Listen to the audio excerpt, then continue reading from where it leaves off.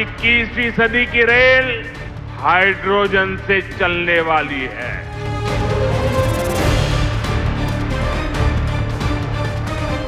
नमस्कार, मैं हूं आपके साथ हेमंत कुमार और आज बात देश की पहली हाइड्रोजन ट्रेन की, क्योंकि प्रधानमंत्री नरेंद्र मोदी ने शुक्रवार को देश की पहली हाइड्रोजन ट्रेन को हरी झंडी दिखा करके रवाना किया है।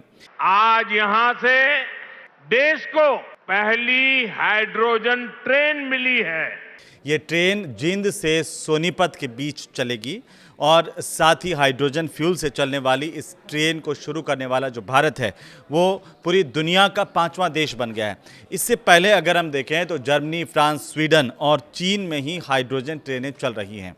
लेकिन इस ट्रेन की खासियत क्या है, इसको ज़रा इस वीडियो में जानेंगे। साथ ही ये भी समझेंगे कि इस खास मौके पर जब देश की पहली हाइड्रोजन ट्रेन को प्रधानमंत्री नरेंद्र मोदी ने हरी झंडी दिखा करके रवाना किया तो उन्होंने इस खास मौके पर क्या कुछ कहा, उस पर भी इस वीडियो में बताएंगे। तो चलिए शुरुआत पहले इसी बात से करेंगे कि आखिरकार ये हाइड्रोजन ट्रेन जो है वो देश की, उसकी खासियत क्या है। क्योंकि एक बार फ्यूल भरने के बाद में ये जो ट्रेन है वो 356 किलोमीटर तक चलेगी। साथ ही साथ अगर इसकी डिज़ाइन को लेकर के स्पीड अगर हम देखें तो 110 किलोमीटर प्रति घंटे की मैक्सिमम इसकी स्पीड है हाइड्रोजन ट्रेन की। अब आते हैं हाइड्रोजन की खपत कितनी होगी, क्योंकि रोज़ाना 300 किलोग्राम हाइड्रोजन की खपत जो है प्रतिदिन के हिसाब से इसमें होगी।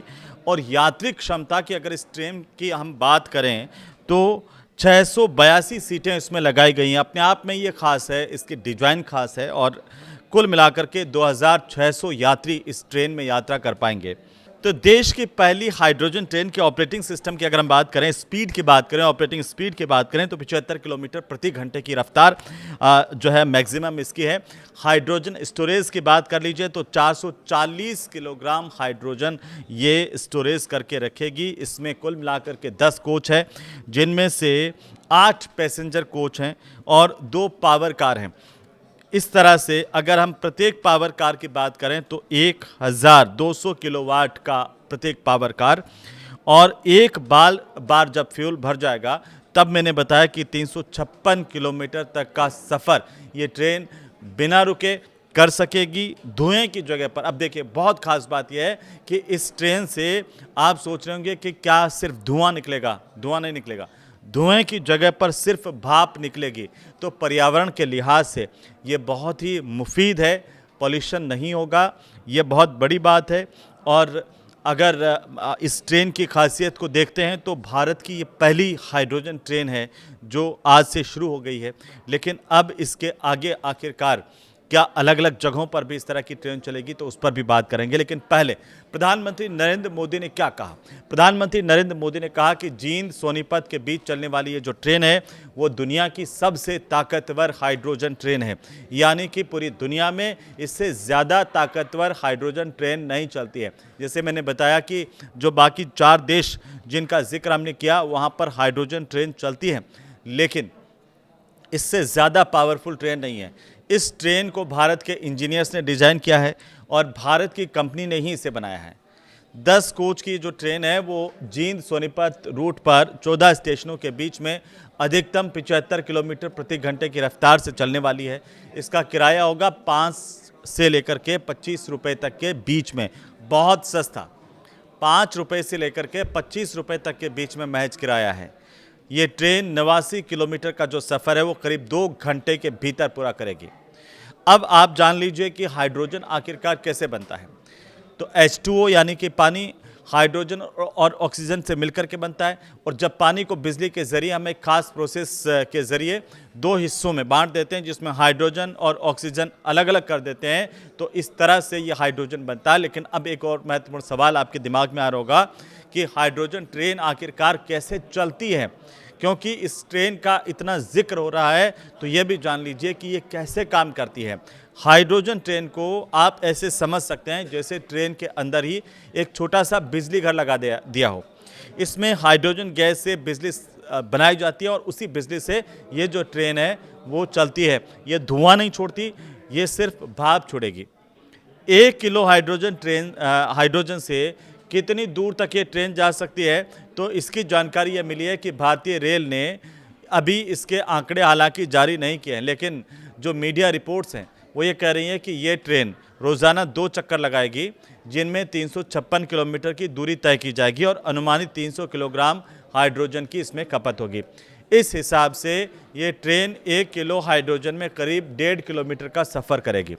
इस हाइड्रोजन ट्रेन के ज़रिए जींद सोनीपत रूट पर इसे सबसे पहले क्यों चुना गया, ये सवाल भी सबके मन में आ सकता है। इसकी 2 वजह है। पहली वजह यह है कि इस रूट पर ट्रैफिक कम है, रोज़ाना 8 ट्रेनें इस रूट पर चलती हैं, और दूसरी जो बड़ी वजह है वो यही है कि दिल्ली के पास में है, दिल्ली के नज़दीक है। जींद और दिल्ली की जो दूरी है वो 145 किलोमीटर के करीब है। रेलवे निगरानी के लिए तकनीकी मुहैया करना और पायलट ट्रायल करना इससे आसान हुआ है। ये नॉन इलेक्ट्रिफाइड वाला ब्रॉडगेज मार्ग है और इसीलिए इस मार्ग को चुना गया। ये 2 वजह खास हैं जो मैंने आपको बताई, लेकिन क्या भारत के अन्य रूटों पर भी इस तरह की ट्रेन चलेंगी, ये सवाल भी अब पूरे देश के मन में आ रहा है।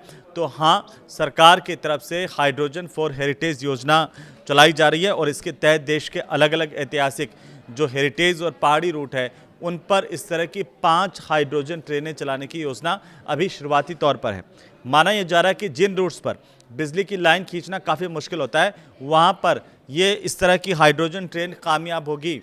और जो दिल्ली जींद वाला रूट है वो अभी बिजली लाइन से जुड़ा हुआ नहीं है, इसलिए इस पर सबसे पहले जो ट्रायल के तौर पर भी देखा जा रहा है। तो ये जो ट्रेनें अलग अलग जगहों पर भी चलेगी, लेकिन ये जब ट्रेन चलाई जा रही है हाइड्रोजन ट्रेन, ये भारत के लिए बहुत खास है और इसकी जो जिम्मेदारी है चलाने की वो जींद मुख्यालय में तैनात है लोको पायलट राजेश कुमार, उनको दी गई है।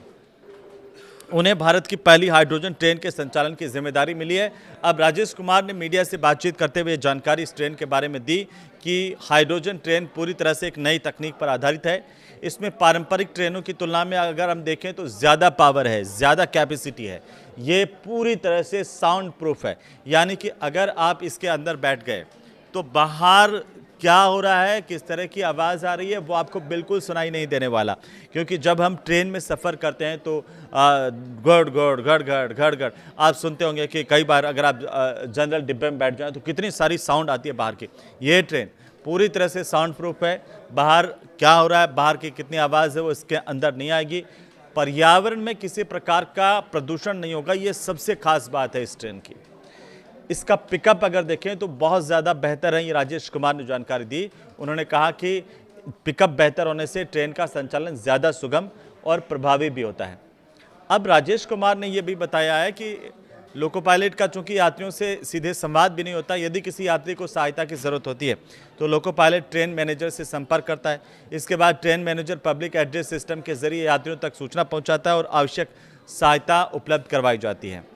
उन्होंने ये भी जानकारी दी है कि इस ट्रेन में हाइड्रोजन फ्यूल सेल लगाया गया है। फ्यूल सेल में करीब 8.5 बार के दबाव से हाइड्रोजन गैस भेजी जाती है, जबकि दूसरी तरफ से ऑक्सीजन प्रवेश करती है और दोनों के बीच होने वाली जो रासायनिक प्रक्रिया है उससे बिजली बनती है, जल वाष्प यानी कि भाप बनती है और पानी जो है वो भी पैदा होता है।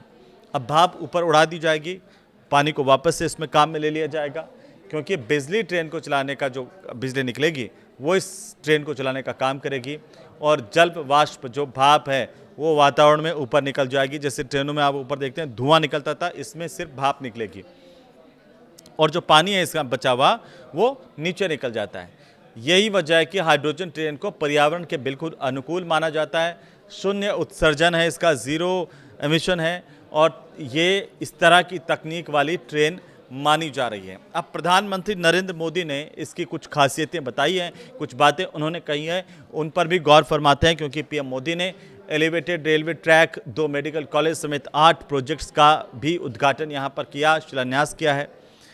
वहीं पीएम मोदी के संबोधन की अहम बातें आप जान लीजिए, क्योंकि रेलवे में उन्होंने कहा कि बड़ा ये बदलाव है, एक तरह से डीजल पर जो निर्भरता है वो कम हुई है।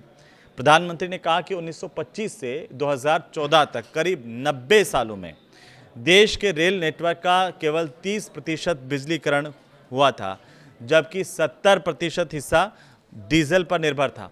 पिछले 12 सालों की अगर आप बात करेंगे तो करीब 99% रेल नेटवर्क का बिजलीकरण हो चुका है। पिछले 12 सालों में 99% रेल नेटवर्क जो है उसका बिजलीकरण हो चुका है, क्योंकि अब उस पर जो ट्रेनें चल रही हैं वो लाइट से चलने वाली, बिजली से चलने वाली ट्रेनें हैं।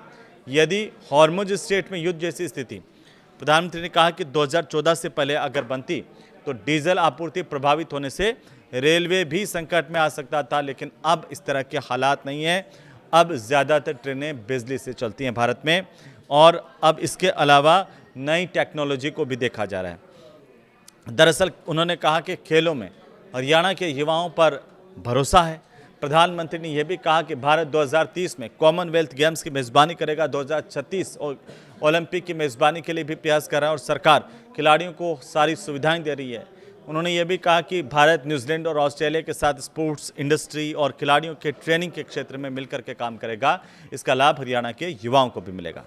प्रधानमंत्री ने कहा कि यदि हॉर्मुज स्ट्रेट में अगर युद्ध जैसी स्थिति बनती है तो इसका असर भारत पर भी पड़ता है, क्योंकि इसी समुद्री मार्ग से देश में पेट्रोल, डीजल, खाद समेत कई ज़रूरी वस्तुओं की आपूर्ति होती है। लेकिन 2000 पहले अगर इस तरह की स्थिति पैदा होती तो देश का जो रेल नेटवर्क है वो गंभीर संकट में आ जाता, क्योंकि उस वक्त रेल का एक बड़ा हिस्सा डीजल इंजन पर निर्भर करता था। लेकिन आज ऐसा नहीं है। प्रधानमंत्री ने कहा कि अब वक्त बदल गया, अब स्थितियाँ बदल गई हैं। उन्होंने ये कहा कि 2014 से पहले वाला भारत अब नहीं है, ये नया भारत है। ये मोदी है जो बहुत पहले सोचता भी है और समस्याओं के समाधान को समय रहते ज़मीन पर भी उतारता है, और इसका नतीजा आप धरातल पर देख रहे हैं कि कैसे देश की पहली हाइड्रोजन ट्रेन का संचालन कर दिया गया है। प्रधानमंत्री ने इस खास मौके पर यह कहा कि भारत में रेलवे के बिजलीकरण की जो शुरुआत है वो साल 1925 में हुई थी। यानी 1925 से लेकर के अगर आप 2014 तक के पीरियड को देखते हैं तो करीब 90 साल, जिनमें देश के रेल नेटवर्क का केवल 30% बिजलीकरण हुआ, जबकि 70% हिस्सा अभी भी डीजल इंजनों पर निर्भर था। लेकिन उसी रफ्तार से उन्होंने कहा कि अगर जैसे पहले काम चलता था उसी रफ्तार से अगर काम चलता तो पूरे रेल नेटवर्क का 100% बिजलीकरण होने में करीब 200 साल और लग जाते। लेकिन पिछले 12 सालों में स्थिति बदल गई। अब देश के करीब 99% रेल नेटवर्क का जो बिजलीकरण है वो पूरा हो गया है, और इससे रेलवे की डीजल पर निर्भरता काफ़ी कम हो गई है। डीजल का संकट होने के बावजूद भारत की रेलें नहीं रुकी। प्रधानमंत्री ने कहा कि ट्रेन निरंतर चलती रही है। प्रधानमंत्री ने कहा कि फिलहाल ये जो ट्रेन है वो करीब 90 किलोमीटर रूट पर चलेगी, लेकिन भविष्य में इसके विस्तार की अपार संभावनाएं हैं। उन्होंने कहा कि हम लगातार शोध करते रहेंगे ताकि इसकी लागत को हम कम कर सकें, और इसकी दक्षता यानी कि इसकी जो एफिशिएंसी है उसको हम बढ़ा सकें। अभी दुनिया में केवल 3-4 देशों के पास ये हाइड्रोजन ट्रेन संचालित करने की क्षमता है, और वहाँ भी ये तकनीक अभी शुरुआती दौर में है। और ऐसे में भारत की जो हाइड्रोजन तकनीक है और ये जो क्षमता है वो पूरे देश के लिए गर्व की बात है, पूरे देश के लिए अभिमान की बात है, खुश होने की बात है, क्योंकि जींद से सोनीपत के बीच में चलने वाली ये जो हाइड्रोजन ट्रेन है वो दुनिया की सबसे शक्तिशाली हाइड्रोजन ट्रेन है। इसकी क्षमता 3200 हॉर्स पावर के है। इसके साथ ही इसका जो परिचालन दूरी के लिहाज से भी अगर हम देखें तो दुनिया की सबसे लंबी हाइड्रोजन ट्रेन की जो सेवाएं हैं उनमें से ये एक है। इस हाइड्रोजन ट्रेन को भारत के ही इंजीनियर्स ने डिज़ाइन किया है। खास बात यह भी है कि भारत की ही कंपनी ने इसे पूरी तरह से बनाया है, यानी कि ये पूरी तरह से स्वदेशी है। अब जिंद में और इंफ्रास्ट्रक्चर इसकी वजह से बढ़ेगा, कई और कंपनियां भी आएंगी, और ये भारत में ट्रेन के इतिहास में एक नए युग की शुरुआत मानी जा रही है। आप इसे कैसे देखते हैं, हमें इस कमेंट के माध्यम से ज़रूर बताइए, और ये वीडियो अगर आपको अच्छा लगा हो तो आप इसे ज़रूर शेयर कीजिए। नमस्कार।